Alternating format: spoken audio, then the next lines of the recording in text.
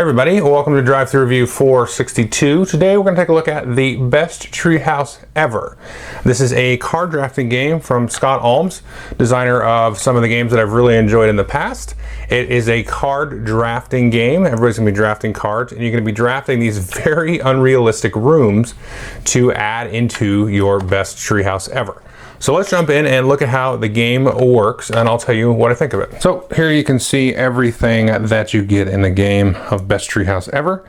The first thing to note is each player will get a sort of starter tree in their color. You can see the color based on the ladder there. So this is the orange player, and they're going to actually get a little acorn thing. You're going to start that in the middle, and then you can see you've got a score track here made of cards, and everybody has a little score marker in their color. And then you have some trophies here, some little bonus scoring type cards. I'll explain those. You have here a deck of rooms that are going to go into your treehouse. So you can see obviously every treehouse should have a dinosaur exhibit.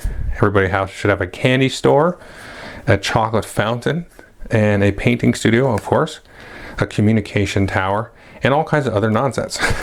The only thing to keep in mind here is the color of the room in terms of the gameplay mechanics. Batting cage, rock climbing wall inside of a tree, weather machine, chemistry lab, and all kinds of other really fun stuff.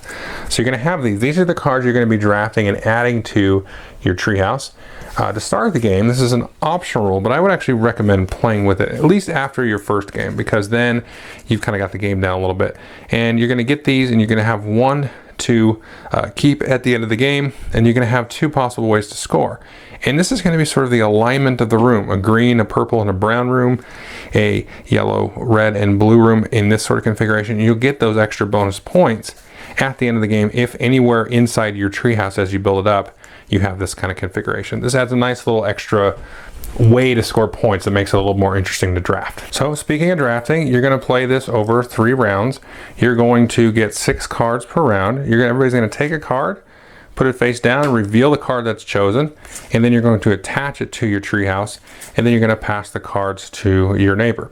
So the entirety of the game is really the rules for how you can actually attach these rooms to your treehouse. So let's take a look at that. Now for the first room that you attach, you're going to ignore the color, but the color will come into play a little bit later. I'll explain it. So the first time you do it, you're going to actually attach this to either sort of the left side or the right side, and each card can support 2 cards above it like so. So let's say we put the zip line here.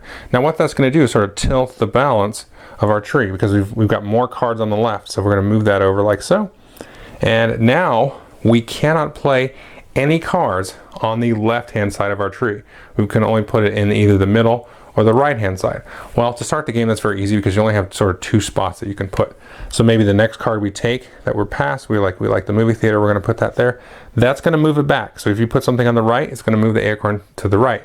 Now that we're in the middle again, we've got a good balanced tree, then we can put it wherever we want. We can put it in the middle or the left or right. Now the next card here, this is going to be the lemonade stand. Let's say we wanted to put that here, so that can go on this side.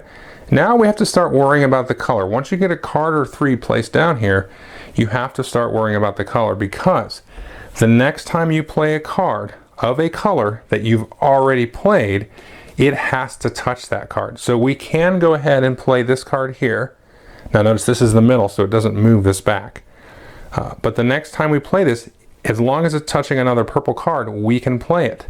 If, however, let's say on a previous turn we had played this basketball court, now we're kind of hosed on purple because we've locked out purple. If we get these 2 other purple cards, we have nowhere to play them.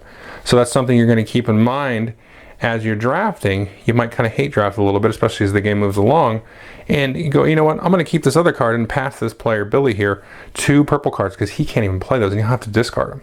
So once you play 5 cards, then everybody's going to discard that 6th card, and then you're going to have scoring. So that really is the game. Kind of keep your options open, but also you want to think about scoring. Now I've already talked about the way of scoring here of the bonus. So we've got here purple, orange, and blue. So we're trying to make that.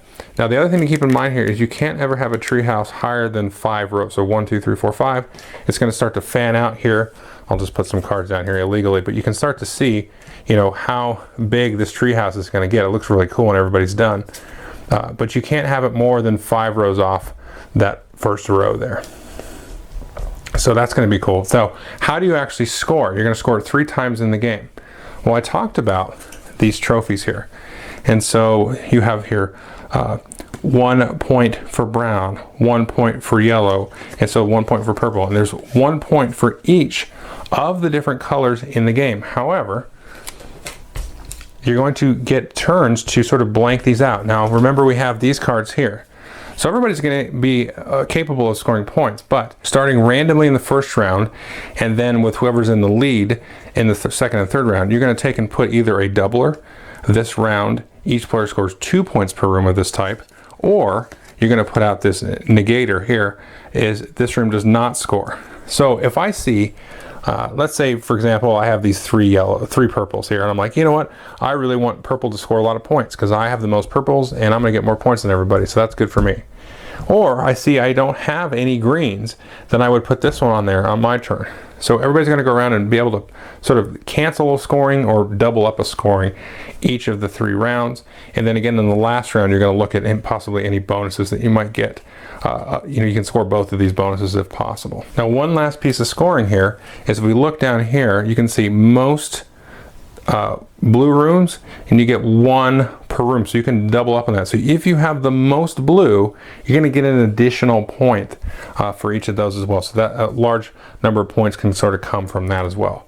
And that's all you do. You draft for 3 rounds, you score periodically, and then you get some big points there, hopefully some windfall from having the most of a color, and also your little goal card here. Okay, so that is best Treehouse ever. What I think of it? Well, I really enjoy it.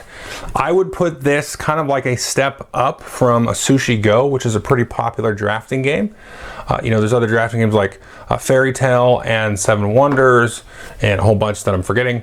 But this is just kind of a pure drafting game. You're just taking cards, scoring points, maybe holding cards back from other players so they don't, you know, score tons of points on top of you. But I like this. It's a cool theme. You know, the combination of the different rooms is kind of cool, and I think kids will actually kind of get into it because each of the room colors has kind of like a different theme, like sports or like aquariums and stuff, or like entertainment centers. And so you can kind of get into that and say, you know, I want to build this really cool teched out electronic treehouse or whatever you want to do. So I think kids are going to get into that and like that, and then the scoring is probably an afterthought at that point.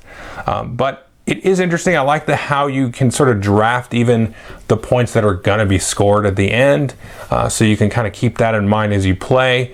And it does get interesting, especially in the second round, towards the end of the second round and the third round, with, okay, what kind of combination am I trying to do? And that's where I like adding in the extra goal cards, the little blueprint cards, because you are trying to get, you know, a good majority in certain colors and do that, but you also want to get those extra bonus points, you know, from the design of it. And so that makes a nice sort of counterbalance to just trying to score various colors and putting lots of colors down. And I think that's where it makes the game, you know, most interesting for me.